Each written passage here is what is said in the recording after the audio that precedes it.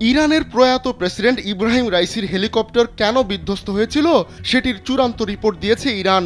আজারবাইজানের সঙ্গে সীমান্ত এলাকা থেকে গেল ১৯ মে উড্ডয়নের পর রাইসিকে বহনকারী হেলিকপ্টার বিধ্বস্ত হয়। এতে রাইসি ছাড়াও ইরানের শীর্ষ পর্যায়ের কয়েকজন কর্মকর্তা নিহত হন।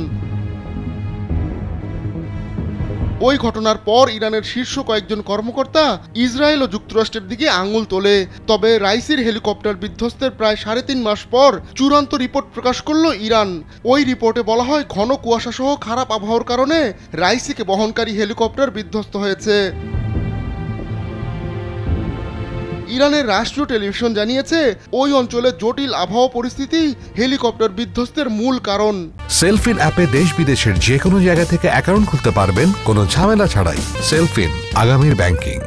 ইরানের সামরিক বাহিনীর দায়িত্ব পাওয়া একটি উচ্চ পর্যায়ের কমিটির ওই প্রতিবেদনে বলা হয়, ঘন কুয়াশার কারণে রাইসি ও তার সঙ্গীদের বহনকারী হেলিকপ্টার পাহাড়ে বিধ্বস্ত হয়।